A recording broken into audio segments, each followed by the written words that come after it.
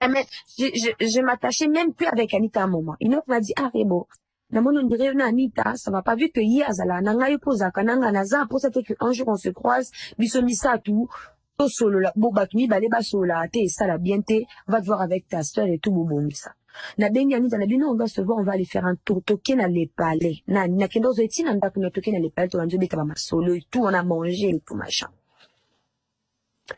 Anita, Nzoka, elle est la coupe, je sais pas si bazala kara, mais Anita, moi, c'est à ma weti. Et ça n'a dit, ah, Anita, écoute ça. Écoute ça. Moi, je veux te dire une chose, il y a Gaz Mawete qui est en train de me déranger ces derniers temps. La bande de télévision de Nina, Koutana Mawete, n'a fait mon anniversaire, ou Bamimanga Naïba, Kouté, Kezaki, Panaye. Na Koutani Naye et tout, dans la fête, on a essayé de s'échanger enfin, on n'avait pas échangé de numéro, mais on avait quand même échangé tout bando sur le Lamouké.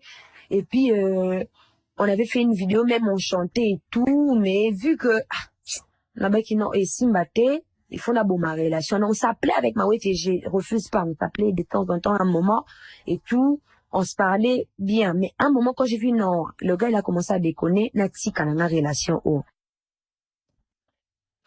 Na zina bomi na ngape relation wana na bloka kutu Mawete to ane sukosola to Mawete il est conscient oye bakere bo ma vie bloquée. La bête elle Anita na bino la sœur regarde il y a Mawete qui est en train de me draguer et tout me dérange mais et aussi mbate tala kaka ngana na penza mutu na bangote na yebi bangote et si mbate nzoka sœur et soit qui est na soirée wana na mona kaka on t'a changé une heure et tout, elle me parlait plus, elle était dans son téléphone et tout. Elle avait nié ma ouais, tes gens que dire que, ah, moi, nana, garçon, nana, on t'a pas problème. Moi, les cas, netiko, ko dénigrer, mouton, dire, il dit, mouton, tinzoka, et soit qui. Et les qui, n'a pas mis, jour, n'a qu'un azumi, n'a pas penda, quand il est parti. Nzoka, Anita, et soit qui, a kutani na ma wete, kende ko tu na mobali na ye, ko tu na ye ba makambu, mobile n'est pas coquitette. Ayebi que non, oui, je parlais avec Rebo. Bande mo beka ba solo li mo sa mobile. Anita elle est partie voir Inos. Banda koloba ba n'importe quoi que ou kutu Rebo elle drague Mawete. Rebo elle a envoyé des photos nues à Mawete quand elle venait de se laver et tout. Rebo c'est une pute. Rebo nini. Rebo boye. Ah kene écoute pas Mawete. Ba kutu ba solana Mawete. Donc allo balo bébélé. En même temps moi et elle on parle sur WhatsApp. En même temps moi et elle on parle sur WhatsApp. Anita, elle est partie raconter des trucs. Moi, Inos, on a fait le jour qu'on se parlait pas. On se parlait pas, vraiment, on se parlait pas. Et pourtant, Anita, pour ça, Makam. Quand à un moment, Makambo, quand il y a eu Christilova avec Anita et tout, et Makamba, Bamawete, Bafali, quand Inos, il a su ça, mais il était venu maintenant me dire la vérité, me dire que Rebo, regarde, la personne qui avait dit ça, c'est elle. Quand j'ai compris que la sœur ne m'a jamais aimé, la sœur a n'importe quoi na kombo nanga. Ata mon frère, est-ce que au kanamalisu na mutuana? Jamais. Ou jamais kanamalisu na mutuana parce que au moins les choses en danger mutuana ko sala o mabe. C'est pour cela moi na évita nanga Anita. Tamba yo beba na Inos. Et puis écoute, j'ai un talent. Au moins Anita ata lokuta. Pourquoi pas appeler ça raison valable de genre dire vraiment, donner vraiment de bonnes explications à propos de la séparation na Inos. Parce qu'il y a dit que Inos azana baba dossier na et belé ou que ce que bini les lots. Anita elle va plus respirer, hein. Anita elle va, je sais pas, mais sérieusement, la sœur, on a habité, ni sous ma kasika, mais sauf que nana qui bon moto bosseur en kokate. Bah, raison valable. Ce qui a été fait des explications, a dit que non, ma camboisa bouimab. Ah, n'a dit, hein. Donc, c'est un peu ça. On y a ça, le bani à l'okuta, à zalokuta. Et il y a d'autres problèmes qui nous arrivent de fois.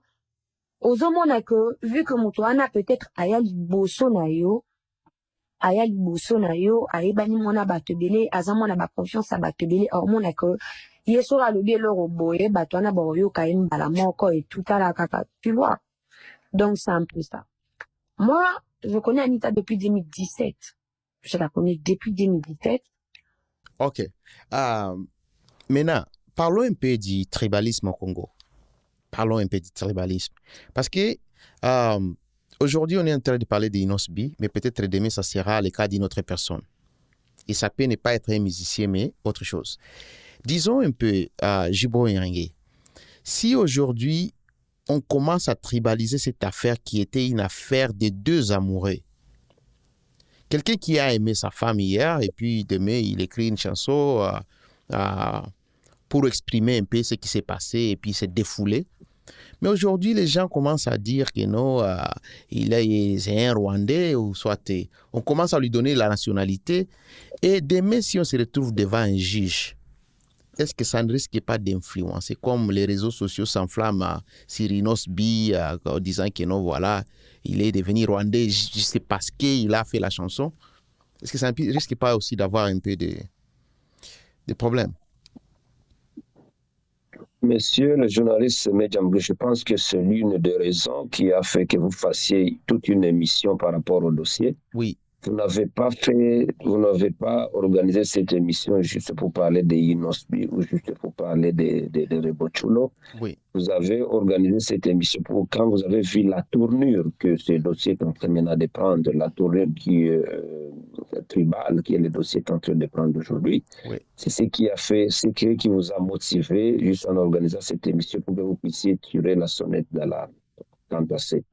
Je pense que c'est ça le plus grand problème. Une affaire, comme vous venez de le dire, de deux amoureux, les gens qui se sont aimés, ils ont vécu le bonheur ensemble. On les voyait ensemble dans des bistrots, dans des voyages, dans des avions, dans des quoi. Donc, nous autres, on ne les accompagnait pas. Quand ils vivaient leur bonheur, quand ils savouraient leur délice, nous, on n'était pas là. Alors, et là, ils étaient tous congolais, mais il y a quelque chose qui sonne de son ordinaire, ils ne se parlent pas bien. Bon, on commence à traiter tel et Rwandais, tel et Rwandais. Bon, c'est ça aussi ici à Kinshasa, avec ça, où on a tendance à attribuer la nationalité rwandaise à toute personne qui parle swahili. Vraiment. Il y a quelque chose juste pour dire que non, on espère que vous n'avez rien fait. Alors, on vous colle la nationalité rwandaise. Bon, ce n'est pas seulement Inosbi, on a vu avec même les autres personnalités, disons, de ce pays, originaires, disons, de l'Est. Oui. Quand ils font ce qui plaît aux Quinois, ils sont congolais. Et quand ils font quelque chose qui les déplaît, maintenant, ils deviennent de Rwandais. Donc, on comprend que les gens de Kinshasa sont les premiers distributeurs de nationalité rwandaise. Alors, comme je vous dis, ce n'est pas seulement Inosbi. On a vu comment on traite Vital Kamerhe. Vital Kamerhe, c'est un Rwandais. Kantitima, c'est un Burundais. Et d'autres, c'est un tel. Surtout quand on est de l'Est, donc on comprend que non, on n'échappe pas à la nationalité rwandaise ou burundaise ou une nationalité étrangère.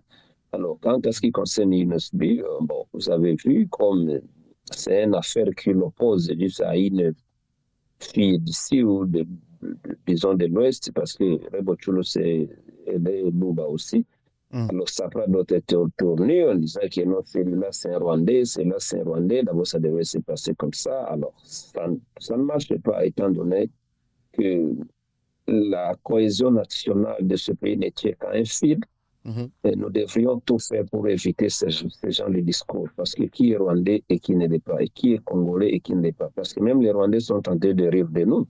Vraiment. Alors, quand juste on se distribue des nationalités comme ça, en disant qu'on est Rwandais, en disant qu'on est Rwandais, maintenant, c'est la question qu'on doit se poser, justement, qui est Rwandais et qui ne l'est pas. Parce qu'à Kinshasa, il suffit tout simplement de parler swahili, qu'on soit localisé comme quelqu'un de l'Est pour qu'on soit victime d'une, pas victime, mais pour qu'on soit porteur d'une autre nationalité qui n'est pas congolaise. Et pourtant, c'est ce qui fragilise au moins la cohésion, le vivre ensemble. Alors, quand vous pensez que vous êtes plus congolais plus que les autres parce que vous êtes au centre, parce que vous êtes à l'ouest, là, c'est un problème. Et là, c'est un problème parce que c'est ne pas ignorer, disons, la superficie de ces pays. avec 2 345 000 km². Bon, disons, le Congo, c'est pas seulement Kinshasa, le Congo, c'est pas seulement l'ouest, le Congo, c'est pas seulement le centre, le Congo, c'est l'est aussi, c'est le nord. Et aussi, il y a le tribalisme, pardon, à Kinshasa, ce qui fait qu'ils interviennent, les Vassouis, ils sont juste traqués ici et là. Alors, c'est un discours trop dangereux, c'est un discours trop dangereux pour la sécurité de notre pays, c'est un discours trop dangereux pour le vivre ensemble, pour la cohésion nationale. Alors, nous devons comprendre qu'être Congolais suffit. Il ne suffit pas juste de chercher celui-ci est tel, celui-ci est tel, celui-ci est tel. Les Rwandais se trouvent au Rwanda, les Congolais se trouvent au Congo. Alors, s'il faut chercher les Rwandais, que les amis qui nous traversent au Rwanda pour chercher les Rwandais là-bas, il n'y a pas de Rwandais au Congo. Tout celui qui est au Congo, c'est un Congolais. Alors, s'ils veulent chercher des Rwandais qui traversent la frontière de l'autre côté pour aller chercher des Rwandais. Et être Rwandais aussi, c'est pas une insulte. Ça doit vraiment être une insulte pour être un Rwandais, disons par exemple. Bon, je sais pas qu'est-ce que les gens disent. Comme je peux vous dire que vous êtes français, vous êtes disons, vous êtes gabonais, vous êtes nigérian, ainsi de suite. Bon, quand on vous dit que vous êtes rwandais, c'est peut-être une façon, je pense que c'est une insulte.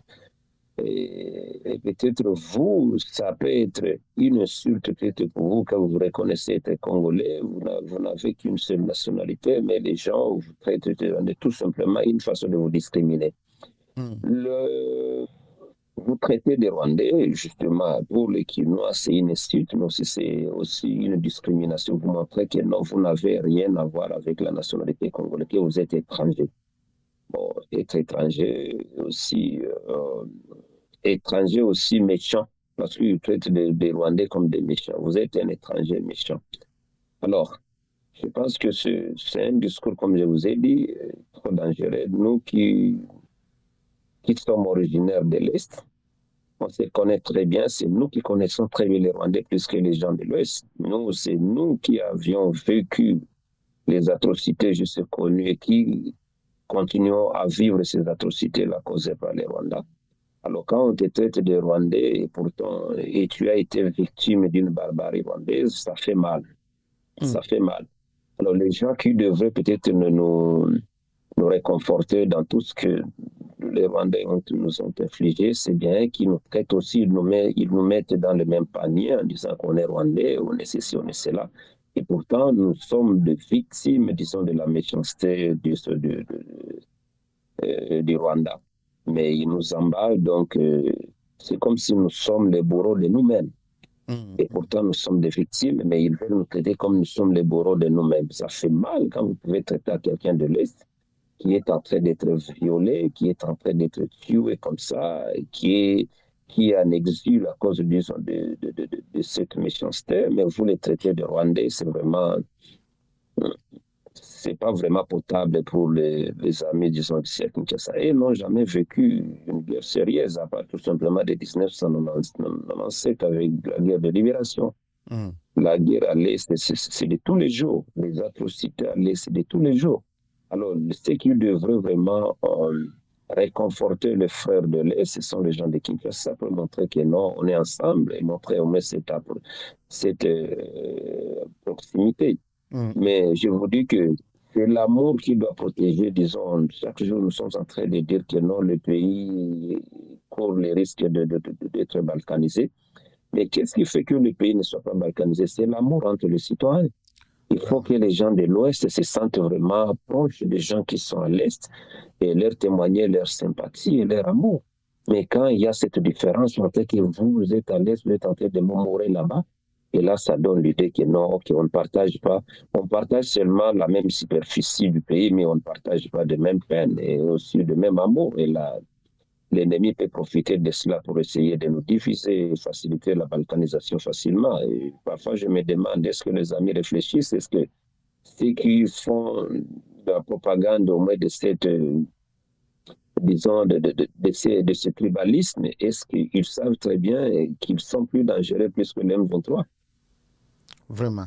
Est-ce qu'au moins, M. Djibo Irangé, est-ce qu'aujourd'hui, nous sommes en 2025, 21e siècle, est-ce qu'on peut encore vraiment imaginer que l'Afrique, beaucoup de pays africains, nous, toi et moi quand même, on a eu à faire l'Afrique du Sud. Est-ce qu'on peut imaginer encore que l'homme africain utilise la politique tribale, ou soit du tribalisme, ou soit de la xénophobie pour construire sa politique? Je pense que c'est ça l'Afrique aujourd'hui. Pour mieux régner, il faut diviser. Pour mieux régner, il faut diviser. C'est ça la politique, malheureusement, des dirigeants africains. Vous savez ce qui s'était passé en Côte d'Ivoire Oui. avec la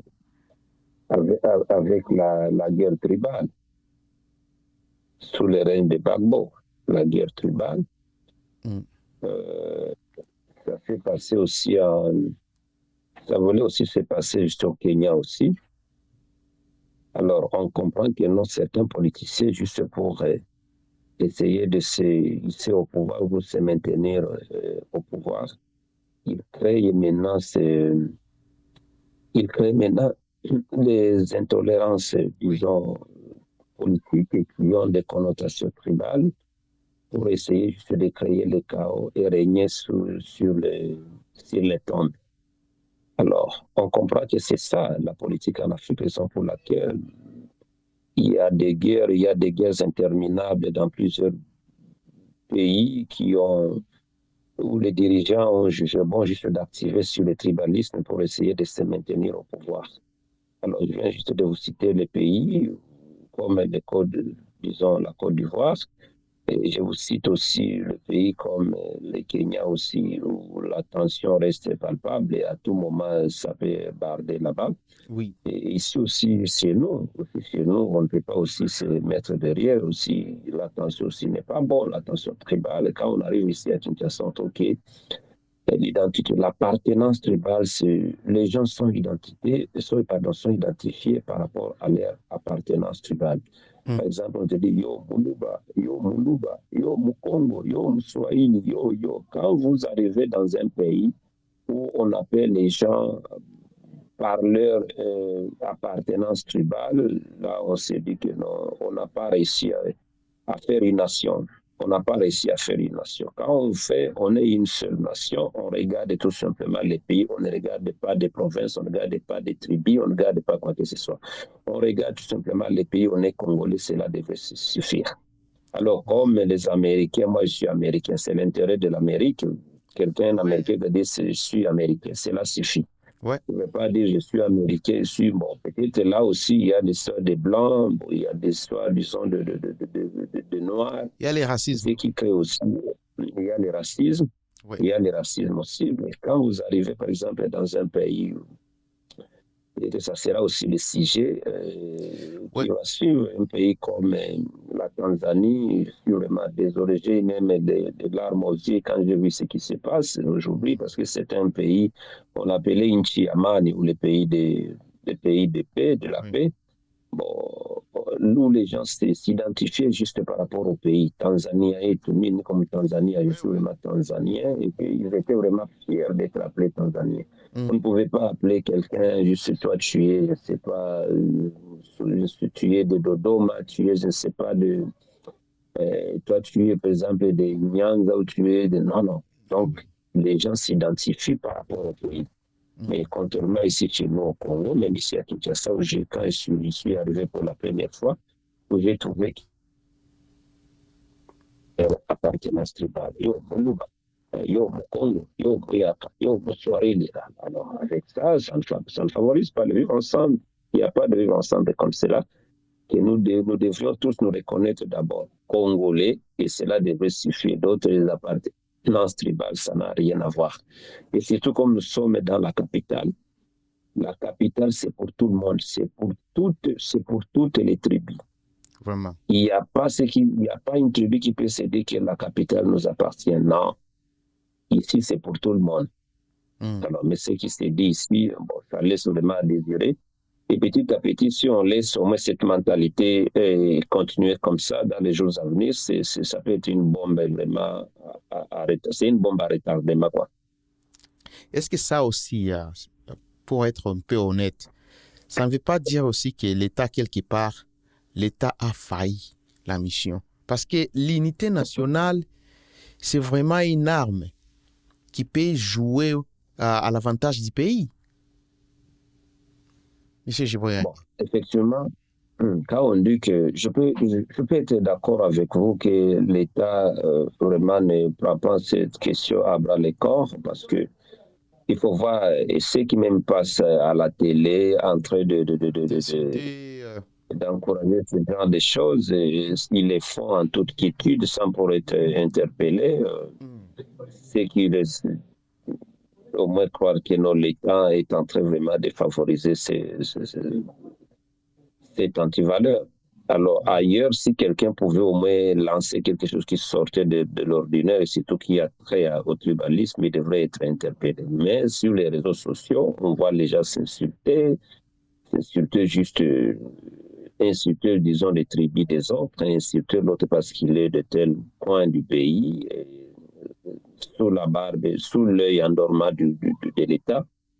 Ce qui veut dire que non, cette faiblesse aussi de l'État congolais a favorisé au moins ces discours de haine partout en République démocratique du Congo. Et pourtant, c'est un discours trop dangereux.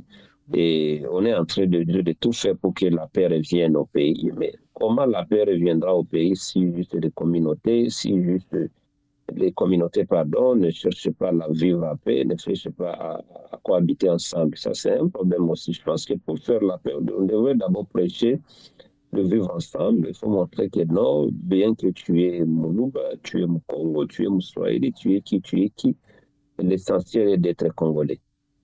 Vraiment, parce que j'ai même comme l'impression que les rebelles, lui, maintenant, il prend ça et il l'utilise contre les gouvernements congolais.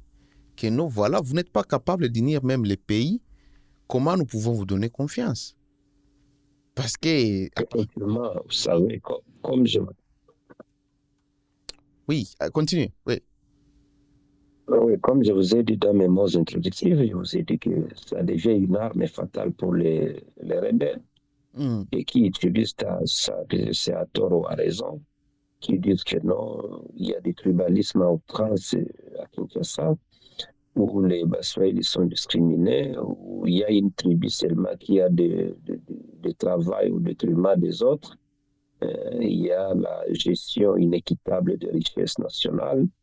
C'est ça maintenant l'apanage des rebelles. Et quand vous essayez de scruter ça, parfois, ils disent vrai, parfois ils disent faux, mais il faut faire attention avec leurs discours parce que si ces discours continuent comme ça et on interroge la réalité, on trouve qu'il ne peut y avoir, ils ont raison. Ça crée vraiment de la déception, ça fait de la déception au niveau des communautés et pourtant que on devrait tout faire pour vraiment cimenter la cohésion nationale pour que ces genres de discours ne puissent plus se reproduire et montrer qu'il y a cette unité au niveau entre les communautés congolaises pour que les rebelles ne puissent pas avoir l'opportunité de nous diviser et faire tout ce qu'ils veulent faire. Parce que c'est ça leur arme. Et quand ils parlent de cela, ils se brandissent au moins certains éléments. Et quand vous analysez ces éléments, vous trouvez que justement c'est vrai, Alors avec ces discours, je viens de vous dire de Inosbi avec sa femme, un problème amoureux, oui. Mais qui prend la tournure au moins nationale en disant que celui-là c'est un Rwandais. J'ai vu même dans nos noms, elle s'appelle la folle nationale qui s'est invitée aussi dans l'affaire. Elle a commencé à frapper aussi fort. Moi, je suis Swahili, il ne peut pas accepter ceci, il ne peut pas accepter cela. Je trouve que ce n'est pas vraiment un discours qui doit avoir lieu en ce moment, pendant que le pays est en train de se rechercher pour la paix. Et on doit tout faire vraiment, mais le gouvernement doit s'impliquer pour essayer de taire tout cela et voir comment les choses peuvent marcher en toute quiétude, quoi.